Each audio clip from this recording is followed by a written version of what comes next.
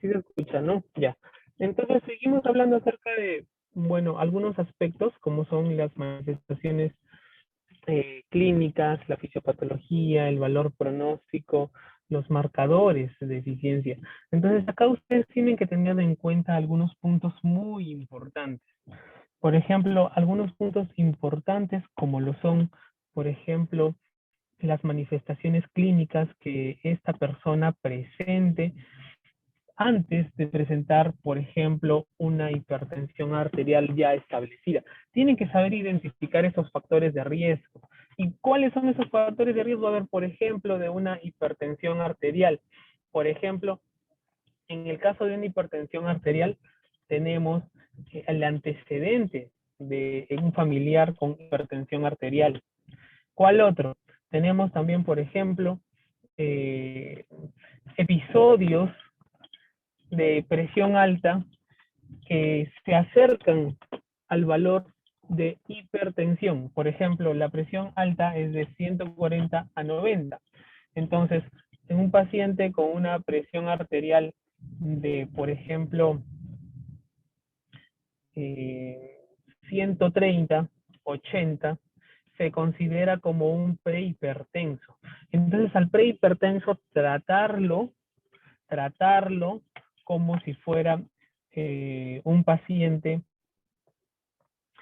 que está en camino a ser hipertenso. Entonces, ustedes tienen que tener esos puntos importantes. Por ejemplo, en el diabético, ¿cómo evidenciaría las manifestaciones clínicas de un diabético? El diabético hace clínica cuando ya tiene aproximadamente entre 5 a 10 años de enfermedad, ¿no? Entonces, la detección del diabético es una detección eh, eh, no es precoz, por así decirlo, ¿no? Cuando ustedes diagnostican diabetes a una señora o un señor, la diabetes ya lo ha tenido 5 a 10 años antes. Entonces, ¿cómo darse cuenta uno para prevenir la aparición de estas enfermedades? Pues con algo muy sencillo, ¿no? Ustedes van a ver antecedentes de la persona, factores de riesgo, ¿no? Entonces esos factores de riesgo de las personas, ustedes los van a tener en cuenta. Otra cosa muy importante, el paciente que tiene glucosa también, por ejemplo, de entre 110 y 124, que no es catalogado como diabético, tiene que llevar un control estricto de esa glucosa y adicional a eso hacerle un test de tolerancia. Esos son ejemplos. ¿Test de tolerancia para qué? Para determinar que esa, esa prediabetes, por así decirlo, eh, no está establecida. Es decir, no es un diagnóstico definitivo, ¿no? Entonces, ustedes tienen que tener en cuenta esos factores, saber identificarlos y tratarlos adecuadamente, manteniendo valores de presión arterial, de diabetes, que son las enfermedades más comunes, más frecuentes de este grupo etario. Entonces, si ustedes tienen esos factores controlados, el paciente longevo no va a presentar eh, este tipo de complicaciones, ¿no? Entonces, tener en cuenta también la fisiopatología de las cosas que les he mencionado, ¿no? ¿Por qué se produce la presión arterial? ¿Alguien sabe por qué es que una persona es hipertensa? Primero tienen que saber que la hipertensión dentro de la fisiopatología tiene dos orígenes: hipertensión de tipo primario e hipertensión secundario.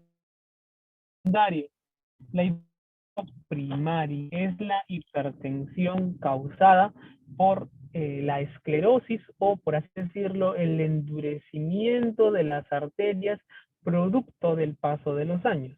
Y las hipertensiones de tipo secundaria, estas vienen como consecuencia de otra patología, como por ejemplo eh, tumor de la glándula suprarrenal, un feocromocitoma, por ejemplo, paciente fibrilador, por ejemplo, un paciente con diabetes que tiene ateroesclerosis, ¿no? Entonces, esos pacientes tienen, así se piensa, ¿no? En el tipo de presión arterial, primaria y secundaria.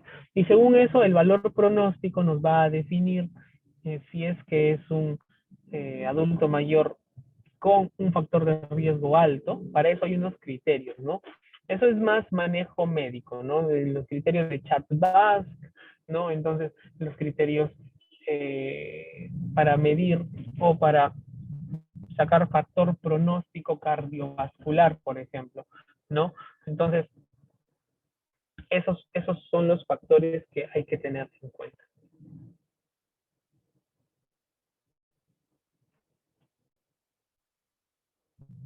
Miren, esto es un cuadro que nos muestra la OPS, donde muestra que el cuidado de la salud en pacientes longevos, o sea, de edad avanzada, ¿no? Eso significa healthy aged, ¿no? Entonces, pacientes de edad avanzada con buen cuidado tienen un mejor pronóstico con respecto a su enfermedad, ¿no? Entonces, ustedes tienen que evidenciar, tienen que ver que ese paciente tenga una buena calidad de vida, ya calidad, no cantidad, como mencionado desde el inicio.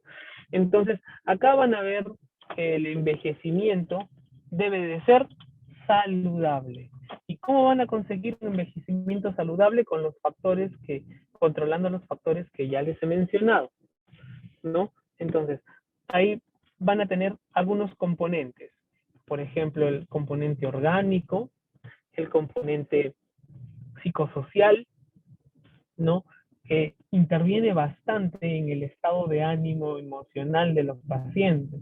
Entonces, es un punto que ustedes tienen que tener en cuenta, ¿no? La longevidad asociado a este factor psicosomático, ¿no? ¿Por qué? Aparte de eso, también ese es el factor psicológico, ¿no? Aparte de eso, hay otro factor, por ejemplo, los factores de comorbilidades que ya hemos mencionado y una edad primaria, ¿no? Las edades primarias, donde normalmente un adulto es denominado adulto o adulto mayor, son 65 años, el corte, ¿no? Entonces, desde ahí se le comienza a llamar adulto mayor. La corte, según la OMS, son 65 años. Entonces, siempre tener en cuenta que conforme vaya pasando más tiempo van a aumentar los, las enfermedades en el adulto mayor. Va a ser más propenso a tener algún tipo de alteración.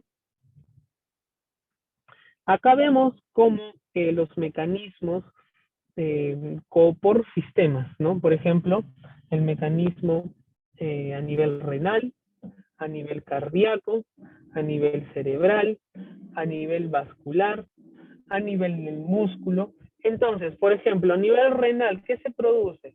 ¿No? El riñón, normalmente, que mide de 4 por 6 centímetros, en el adulto mayor comienza a hacerse más pequeño, ¿no? Entonces, comienza a tener tasas de filtrado glomerular más bajas, ¿no? Entonces, hay que manejar siempre ese punto de la función renal, ¿no? Ese es un pequeño punto, no es todo. Otro punto es tener en cuenta la parte cardíaca, cardiovascular. La parte cardiovascular importa bastante. ¿Por qué? Porque esta interviene en la función circulatoria de cada persona. Entonces, cuando uno tiene alteraciones del tipo cardiovascular, entonces en ese caso, uno tiene que ponerse a pensar en alteraciones del tipo cardíaco, ¿no? ¿Y qué alteraciones cardíacas ustedes van a descartar en un paciente adulto? Un EKG para descartar algún tipo de arritmia, para descartar algún tipo de infarto, que sean silentes, porque los infartos, por ejemplo, de cara posterior, generalmente no presentan sintomatología, ¿no? Un infarto pequeñito ¿no? Un infarto chiquito, que haya tan solo obstruido una rama colateral, por ejemplo, de cualquiera de las coronarias, ¿no? Entonces, ahí tienen que, eso se evidencia haciéndole un control con un café, ¿no? Para tenerlo bien controladito, ¿no? La evidencia también clínicamente de la ocultación de soplos, ¿no? La presencia de soplos, valvulopatías, ¿no? Una radiografía de tórax para ver índice cardiotorácico, ¿no? También. A nivel neurológico nosotros vamos a evidenciar degeneración de la sustancia negra, ¿no? Entonces, también va a haber una disminución de la sustancia gris y también va a haber un deterioro cognitivo, ¿no? Entonces, por ejemplo, para este tipo de pacientes que sufren o que padecen algún grado de demencia por la edad, es decir, una demencia de tipo senil, hay que administrarles, por ejemplo, un neuroprotector, ¿no? Que se usa tiamina, ácido fólico, ¿no? Entonces, tener en cuenta esos pequeños puntos, ¿no? Porque tú sí le puedes dar al paciente o administrar vitamina, la tiamina, la B1, ¿no? Entonces, tú sí le puedes dar, ¿no? Y es totalmente sencillo que uno le administre esos suplementos para mejorar su estado cognitivo y que no entre a a una degeneración progresiva, ¿no? En el ámbito vascular siempre tener controlado su colesterol, triglicéridos, para que estos no se depositen dentro de la luz vascular. Entonces siempre tener en cuenta eso. Los músculos conforme pasa el tiempo, van perdiendo tono, ya van perdiendo tonicidad. Entonces, cuando uno detecta pérdida del tono muscular e hipotrofia muscular, hay que a ese paciente, a ese ancianito, a ese adulto mayor, hay que llevarlo a fisioterapia. ¿Para qué? Para que le hagan ejercicios, para que la pérdida progresiva de la musculatura sea lenta, ya para tratar de detenerla o que sea mucho más lenta, ya. Entonces ustedes tienen que tener en cuenta eso. ¿Qué otros aspectos también? El aspecto óseo. El aspecto óseo es muy importante. Acá están toda la gama de, por ejemplo, osteoporosis. Acá están, por ejemplo, patologías que te pueden también producir osteoporosis, ¿no? Por ejemplo, el hiperparatiroidismo, ¿no? Esas enfermedades renales con pérdida de calcio también. Entonces, tener en cuenta todo eso, ¿no?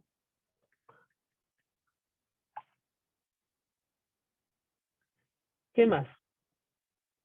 Se postula eh, la multicausalidad de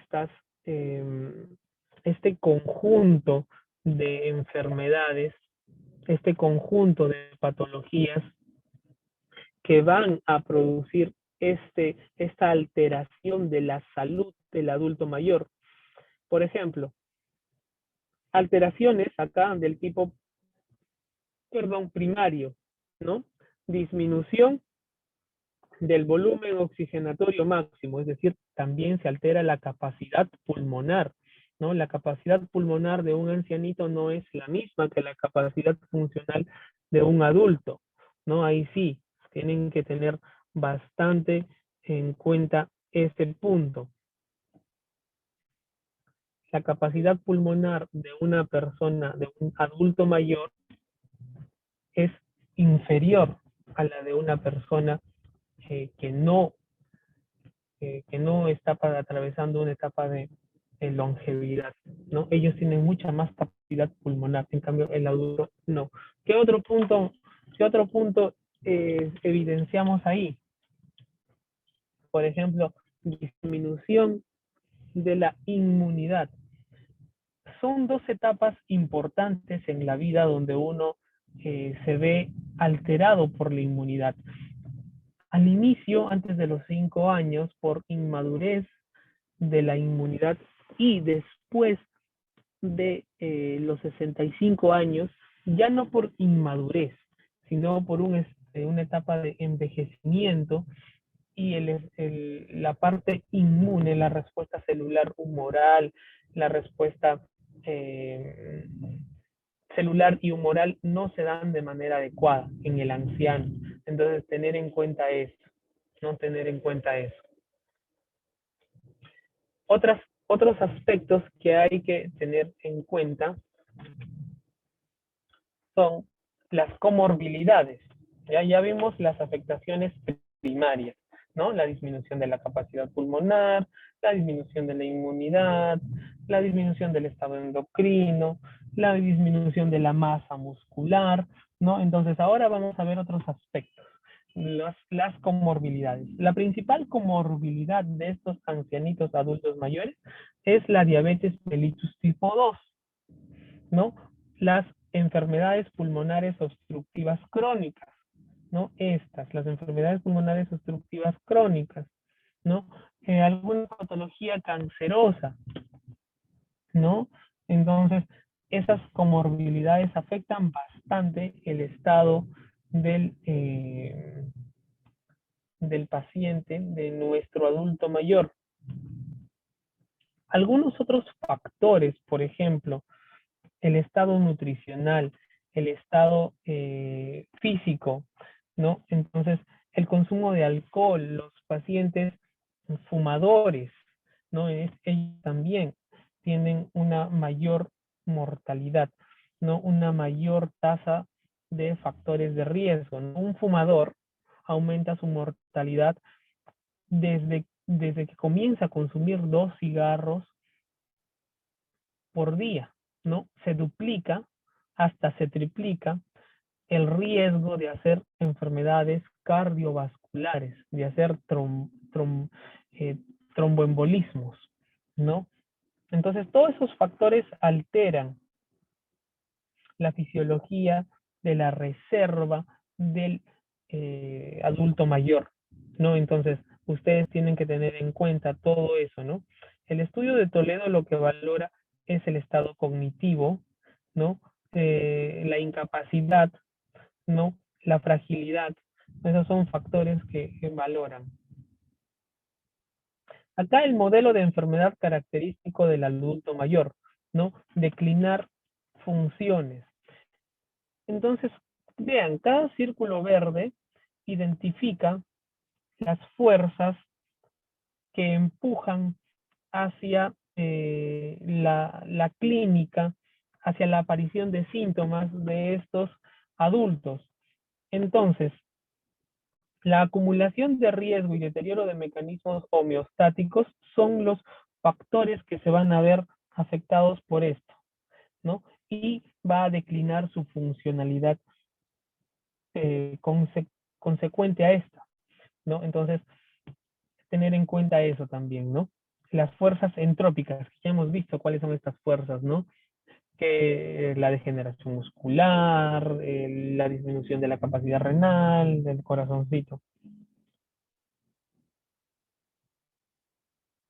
¿Qué más? Por ejemplo, este es un cuadrito donde se visualiza la utilización de recursos sanitarios, envejecimiento y enfermedad y función.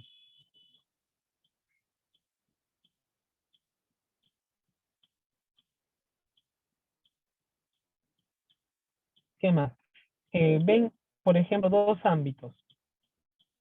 El efecto sobre la admisión hospitalaria con algún factor intrínseco y el efecto sobre la admisión en residencia, es decir, en domicilio, ¿no? Entonces, con factores intrínsecos y sin factores intrínsecos, ¿no? Y entonces, ¿qué es lo que se presenta con mayor frecuencia? Deterioro de una función severa, ¿no? En moradito, deterioro de la función severa, ¿no? Funciones cognitivas, funciones motoras, entonces, es más frecuente que el anciano presente deterioros funcionales severos, ¿no? ¿Por qué? Porque este deterioro funcional va a ser degenerativo. Y también se ve así porque nosotros no hacemos nada por cambiar este aspecto. Entonces, uno tiene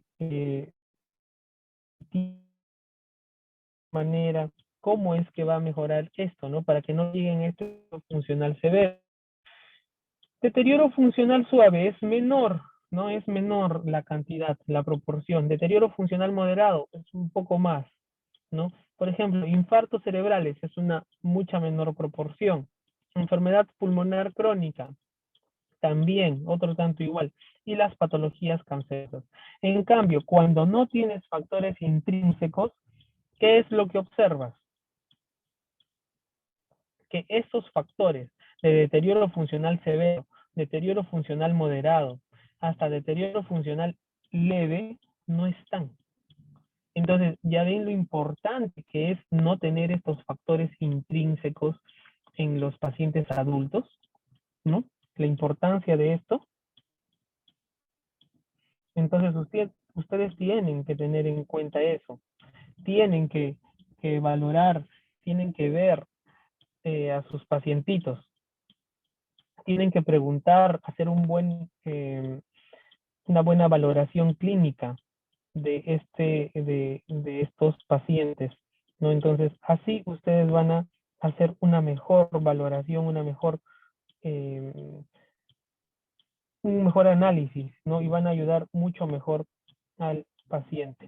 Entonces ya ven lo importante, ¿no? Y por ejemplo, en el ámbito residencial, ¿no? Igual, hay presencia de deterioro funcional severo con factores intrínsecos, hasta un poco más que en el ámbito hospitalario, ¿no? Entonces, ustedes observen cómo es que con factores intrínsecos, por ejemplo, o sea, los factores de riesgo, se presentan más frecuentemente estos efectos en el ámbito hospitalario y en el ámbito residencial.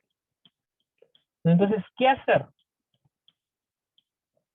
¿Qué hacer en este tipo de escenario, de un escenario de un adulto frágil? Lo que se debe hacer es cambiar, ¿no? Cambiar sustancialmente nuestros aspectos e intentar tener una vida larga, ¿no? Entonces, ¿cómo vamos a hacer esto? Como, como lo mejor, como acá dice, lo mejor que hacemos es cambiar el enfoque del adulto mayor, ¿no? Vamos a cambiar el enfoque, ¿no?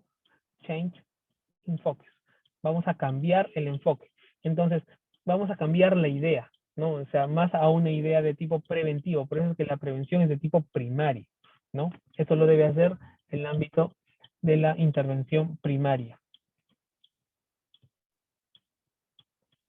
Entonces, ustedes tienen que tener en cuenta esos aspectos. Ahora, esto que les estoy mostrando acá es la transición demográfica de estos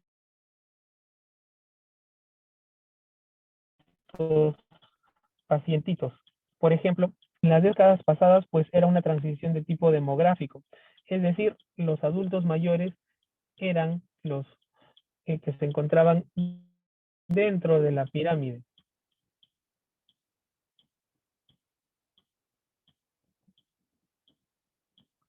Y la transición de tipo epidemiológica es una transición que se dio posterior a la transición de tipo demográfica. La transición de tipo demográfica solo es una clasificación, ¿no? Y este es adulto mayor, este no es, y este sí. Entonces la transición de tipo epidemiológica,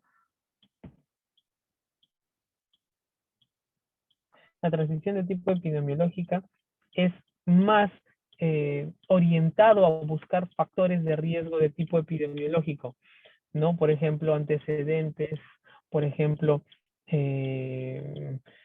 la capacidad de las personas de recordar antecedentes personales de todos los pacientes.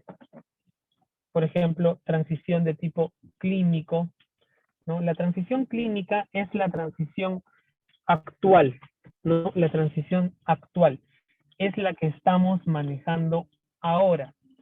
¿Por qué? Porque ya no es un enfoque tipo demográfico, es decir, únicamente este es adulto mayor, ya, ahí está el adulto mayor, no hay nada más.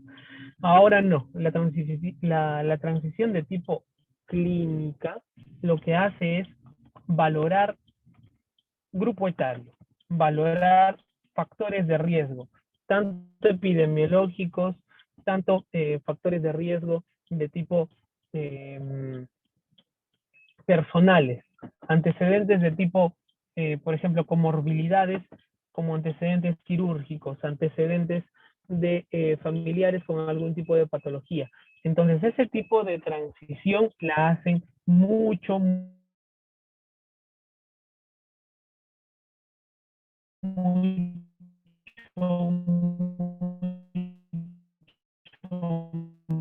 más,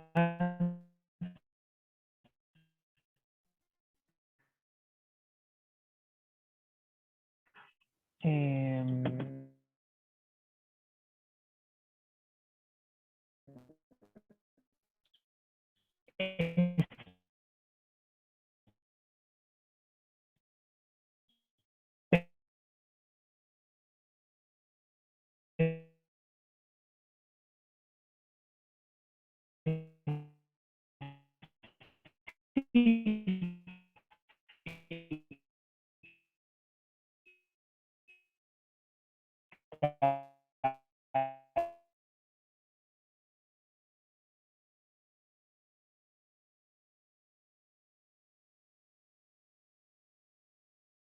en